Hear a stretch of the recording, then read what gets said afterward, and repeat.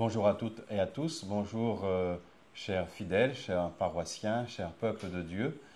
Je souhaite faire un temps de vous proposer une conférence de carême pour cette année, pour ce carême 2025, puisque c'est un moment et un temps important de notre vie de chrétien, et d'autant plus que nous sommes dans une année spéciale, c'est une année du jubilé, le jubilé de l'espérance, et l'espérance qui ne déçoit pas. Alors au cœur de ce jubilé, mais surtout au cœur de ce carême, je souhaiterais partager avec vous sur deux thèmes, à la fois celui de la famille au cœur de notre vie chrétienne, la famille qui est certes bousculée, ballottée nous pourrions dire, mais nous pouvons faire aussi, que pouvons-nous faire sans la famille? La société n'est pas possible sans la famille. Quand nous interrogeons tout le monde, prêtres, politiques, groupes d'église, et même quand je sillonne le diocèse, je constate aussi cette difficulté de la vie familiale. Il me semblait important aussi, au cœur de ce carême, de rappeler cette importance de la vie de la famille et nous inciter aussi à aller un peu plus loin encore dans cette dimension familiale. Qu'elle soit recomposée, qu'elle soit monoparentale, en garde alternée, la famille est là, ou du moins doit être là. Nous voyons tous la même chose. Tout le monde souffre de l'éclatement familial, des divisions familiales. Et encore, pas plus qu'hier, en partageant un peu plus avec certains fidèles, c'est devenu pour moi une évidence, et une évidence au point de partager cela avec vous au cœur de ce carême. En ce temps de carême, en cette année jubilaire, et si nous mettions la famille encore plus au centre de nos préoccupations?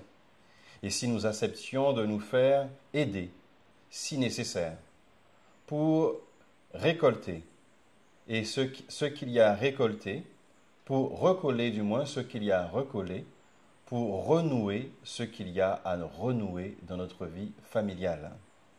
Cette semaine aussi, nous avons fait un thème de session de jour gras autour de la violence. Nous avons aussi vu que la famille, qui peut être heureusement, fort heureusement, un lieu de joie et de paix, peut être aussi un lieu de violence.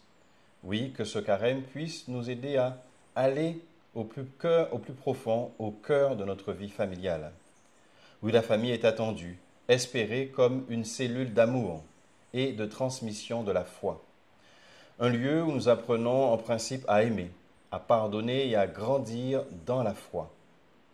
Le pape François, d'ailleurs, fait un synode des évêques sur la mission de la famille dans l'Église et dans le monde. Ce synode a eu lieu de 2014 à 2015. La famille, pour exprimer l'importance de cette cellule pour le monde, pour notre société et pour l'Église. Rappelons-nous que Saint Jean-Paul II disait « La famille est la première cellule d'Église ». Sur le diocèse, un jubilé de la famille nous sera proposé le 24 mai à la Jaille. Mais pendant ce temps de carême, je vous exhorte dès maintenant à vivre cet effort, surtout à avoir cette confiance, cette espérance dans le Seigneur. Des grâces peuvent surgir de cet effort de carême. Vive le plus souvent possible la prière en famille, à la maison, entre parents et enfants. Remettre autant que possible cette dimension de la prière, cette dimension de la vie, de la cellule d'église que représente la famille dans nos foyers. Oui, l'enfant, le jeune, contrairement à ce qu'il pourrait nous faire croire, a besoin de cela. Se sentir aimé, et quoi de mieux que de le dire ensemble, de se tourner vers Dieu. Lui dire que nous l'aimons, le Seigneur, mais aussi lui dire que nous savons qu'il nous aime, et le dire en famille, et qu'il nous invite à aimer entre parents et enfants. Oui, comme je le disais, il y a une réalité d'une cellule familiale quelquefois en difficulté et éclatée. Mais devons-nous nous y résoudre? Devons-nous uniquement nous lamenter ou au contraire prendre ce temps de carême comme un vrai défi pour avancer? Nous pouvons donc prendre plus de temps possible pour nous ressourcer, vivre ces pèlerinages, par exemple, de sanctuaire en sanctuaire que nous propose le diocèse, aller de ces différents sanctuaires jubilaires pour, en famille, vivre aussi ce jubilé. Le jubilé des familles, notez déjà cette date, le 24 mai, tout cela pour vivre l'espérance en acte. Voilà ce que je propose, vivre cette espérance en acte et la vivre aussi au cœur des familles avec nos familles, quelles que soient les familles que nous avons. Je souhaite justement approfondir avec vous ce thème de l'espérance que nous propose le pape en cette année jubilaire. Je vous propose cet approfondissement à travers un auteur que peut-être vous connaissez, Adrien Candiar, auteur dominicain qui vit au Caire en Égypte, avec ce petit traité sur l'espérance qui s'intitule « Veilleur, où en est la nuit ?» L'auteur, dans un premier temps, va parcourir les faux espoirs de notre monde et de la société française, les échecs, la soi-disant efficacité du modèle économique. Le progrès, nous dit-il, ne donne plus de sens ni d'espoir. Une société française en crise, qui a une peur viscérale du migrant, peur de perdre son identité, mais de quelle identité parle-t-on? La question de la fin de vie, il évoque aussi, et la manière dont la société traite ces sujets. Le chômage, la violence, des cocktails explosifs. Il brosse du coup un panel de difficultés, de crises que traverse la société française, mais osons le dire aussi, notre société guadeloupéenne. Une chrétienté en chute libre, ou notamment dans l'Hexagone, l'islam qui progresse. Mais en fait, ce n'est pas tant la progression de l'islam qui pose problème que la chute de la société chrétienne, de la chrétienté. Une société hexagonale, nous dit Adrien Candiar, mais nous pourrions dire aussi guadeloupéenne, qui connaît donc un recul de la foi chrétienne. Il nous dit que là où notre foi recule, l'espérance recule aussi. Là où la foi recule, l'espérance recule aussi. Nous vivons en France hexagonale, mais aussi donc maintenant, un peu aussi en Guadeloupe, un échec ou un début d'échec de la transmission de la foi. Moins de baptême, moins de mariage, moins de confirmation, moins d'enfants au catéchisme, etc. Oui, avouons-le, nous constatons déjà en Guadeloupe aussi ce recul. Et l'auteur nous fait petit à petit entrer dans sa vision spirituelle, théologique, biblique de l'espérance. L'espérance chrétienne ne réclame pas de l'optimisme, mais du courage. Le courage est nécessaire à l'espérance, car pour pouvoir espérer vraiment, il faut accepter de renoncer à l'illusion et aux faux espoirs et à tous les faux espoirs. Et ce renoncement est particulièrement douloureux. Le livre de Jérémie nous dit « Maudit soit celui qui met sa foi dans un mortel qui s'appuie sur un être de chair. » En fait, on peut mal comprendre cette formule qui n'appelle pas à la méfiance, mais à la méfiance généralisée, ni au pessimisme sur la nature humaine, et ne nous dit pas que notre prochain ne vaut rien, ni qu'il faut nous tenir à distance de nos voisins, parce qu'il n'y a rien de bon à attendre. En fait, ce passage de Jérémie qui dit « Maudit soit celui qui met sa foi dans un mortel, qui s'appuie sur un être chair », nous pose finalement une question, et une seule et véritable question. Où plaçons-nous notre espérance? Où plaçons-nous notre espérance? En qui plaçons-nous notre espérance? Car pour espérer, il faut choisir. Pour espérer en Dieu, il faut accepter de quitter toutes les autres espérances, tous les espoirs alternatifs, tous les filets de sécurité. Ces filets de sécurité qui nous évitent d'avoir à faire le grand saut de la confiance en Dieu. Tous ces espoirs alternatifs que nous arrivons parfois à confondre avec Dieu lui-même. dont les échecs nous déconcertent alors. Oui, si nous plaçons notre espérance sur ces alternatifs, l'argent, le pouvoir, finalement, cela conduit à un échec et à un désespoir. L'auteur va donc s'appuyer sur le prophète Jérémie de l'Ancien Testament qui va, à vent et contre vent, avertir le peuple d'Israël de la destruction imminente de Jérusalem à cause de son infidélité. Le prophète invite Israël à revenir à Dieu, mais on ne l'écoute pas. Jérémie ne sera pas écouté. Nous pouvons lire cela au chapitre 11 à 22 du livre de Jérémie. Jérémie invite à rester fidèle à Dieu, malgré les épreuves, et à espérer en sa miséricorde.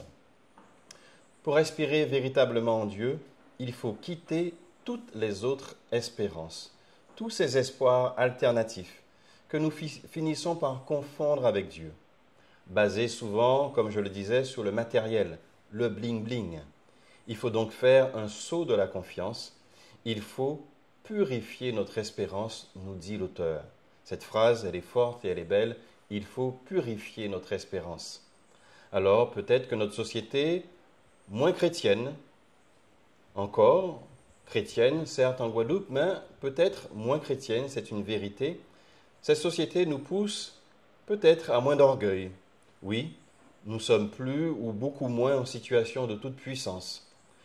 Nous pousse à moins de suffisance, à aller nous-mêmes au cœur de notre foi.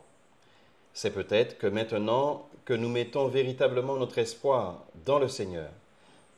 Et ce qu'il est très intéressant à retenir du livre de Jérémie, finalement, la seule promesse que Dieu fait au prophète, c'est la promesse de sa présence. Oui, finalement, le livre de Jérémie nous le montre très bien et Dieu insiste. La seule promesse qu'il fait à Jérémie, c'est la promesse de sa présence. Donc, pour accueillir véritablement la promesse de Dieu dans nos vies, il faut renoncer au faux Dieu. Et c'est ce que Jérémie se tuera à dire à Israël. Il faut renoncer au faux Dieu. Oui, que ce carême au cœur de l'année jubilaire, l'année de l'espérance, puisse nous aider à cela. Vive ce carême en désirant quitter ces faux dieux. Ces faux dieux qui nous éloignent de Dieu, qui nous éloignent de l'amour inconditionnel de Dieu. Ces faux dieux, en fait, nous conduisent vers un amour de l'argent, du pouvoir, du paraître et de vouloir être au centre du monde, c'est l'orgueil. Ce que Dieu promet à Jérémie, c'est non pas de le tirer d'affaire, car tout le monde déteste en fait Jérémie. Ce n'est pas de sortir Israël de ses soucis. Israël a du mal et n'arrive pas à quitter ses faux dieux. Le Seigneur promet toujours la même chose à Jérémie, « Je serai avec toi ». Quoi qu'il arrive, confiance Jérémie, je serai avec toi. Le « je serai avec toi » fait de Dieu le seul objet finalement de notre espérance. Dieu qui nous dit « Quoi qu'il t'arrive, je serai toujours avec toi ». Dieu, en fait, est souvent là où nous ne l'attendons pas. Il surprend, il dérange, il comble de façon inattendue. Et c'est même à cela que nous le reconnaissons finalement. N'avons-vous pas fait aussi l'expérience de ce Dieu qui nous comble, qui nous surprend? N'avons-nous pas fait cette expérience un jour de notre vie de chrétien et de croyant? L'espérance n'est donc pas une attente comme un dû que nous pourrions réclamer à Dieu. Il ne s'agit pas d'exiger, d'avoir cette attente comme un devoir. L'espérance, nous dit Adrien Candiard, est un don à recevoir de Dieu. L'espérance est un don à recevoir de Dieu. C'est-à-dire qu'il n'est pas un peu loin, un avenir ou à attendre de Dieu, il est déjà donné. Ce n'est pas un futur, ce n'est pas quelque chose que nous pourrions attendre désespérément. En fait, l'espérance est déjà donnée par Dieu. Il s'agit donc de se disposer à le recevoir comme don. Et donc, c'est pour cela que l'espérance est une vertu théologale, nous rappelle l'auteur, car elle a pour objet Dieu lui-même. Toute vertu théologale, foi, espérance et charité, c'est en cela que ce sont des vertus théologales, ont Dieu pour objet en tant que tel. L'objet de cette vertu, de l'espérance, a pour objet Dieu lui-même. Nous espérons en Dieu uniquement parce que nous le possédons déjà, dans le sens que nous le connaissons, dans le sens où il est déjà là. Posséder Dieu ne veut pas dire avoir la même mise sur lui, c'est-à-dire que nous le connaissons comme cet ami que nous connaissons. Nous devons donc continuer à désirer ce que nous possédons déjà. Désirer Dieu que nous avons comme ami, ou en tout cas que nous comprenons un jour dans notre chemin de foi qu'il est notre ami. Saint Augustin qui nous dit « Dieu est la seule réalité que nous pouvons à la fois posséder et continuer à désirer dans le même temps. » Je reprends cette phrase qui est vraiment importante.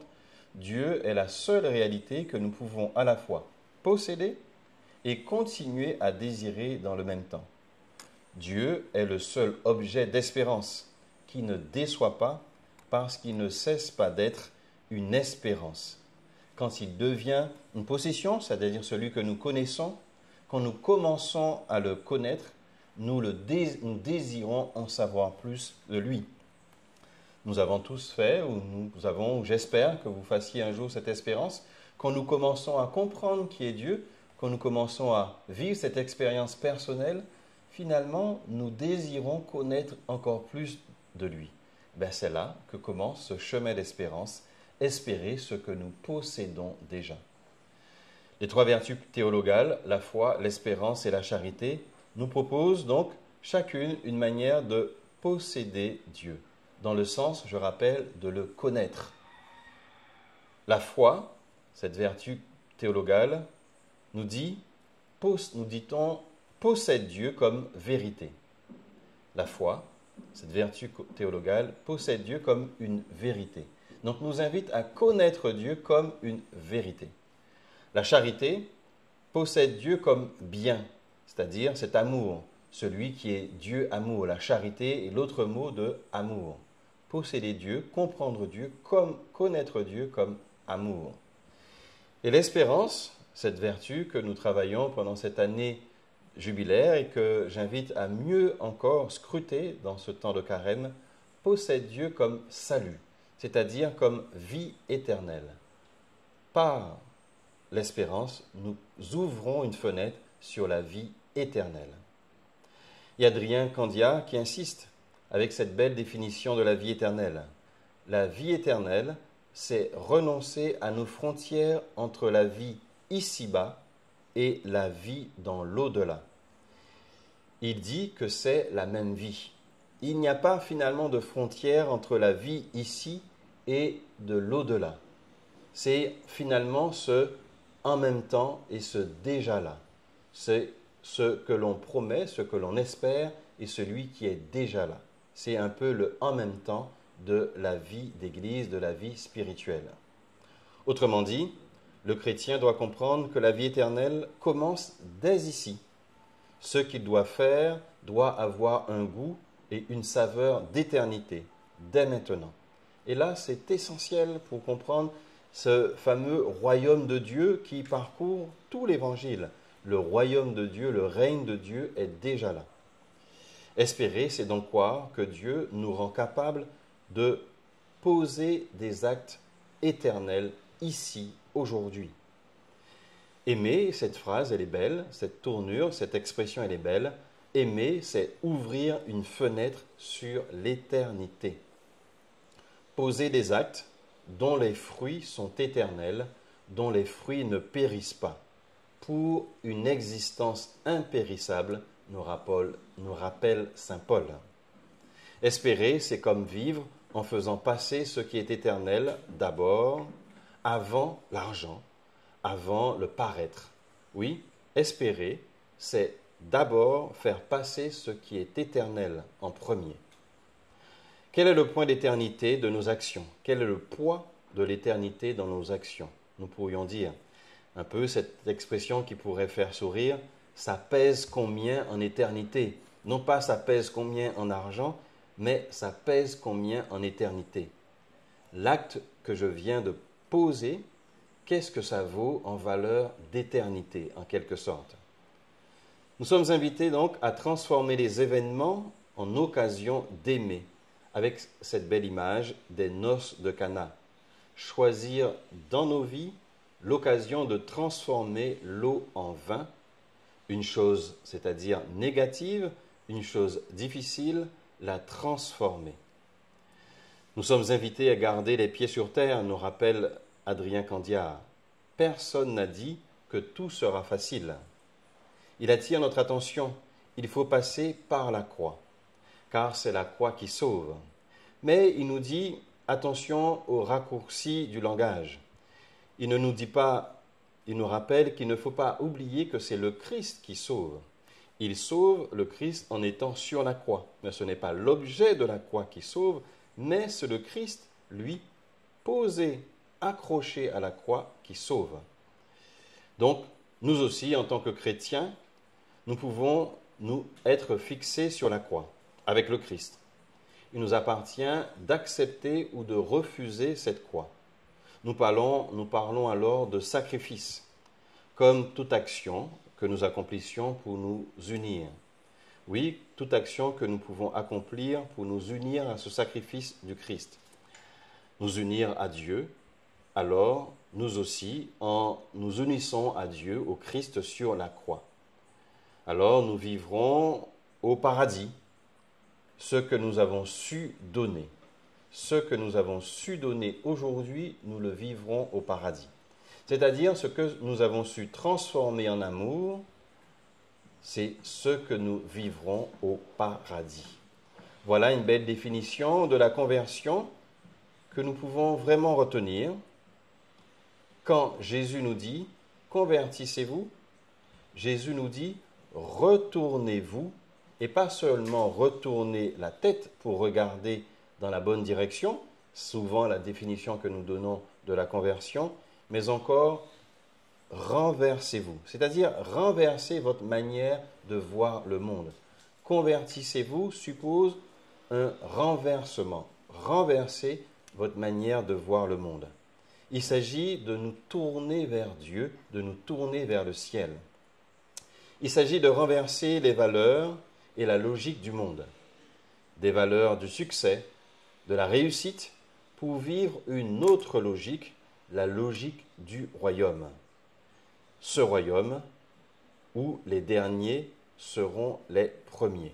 Voilà cette conversion dont nous parle Adrien et nous fait comprendre que s'il ne s'agit pas uniquement de tourner la tête, mais de lever la tête vers le ciel, que ce que nous vivons, ce que nous faisons, soit des choses qui sont déjà de l'ordre de Dieu.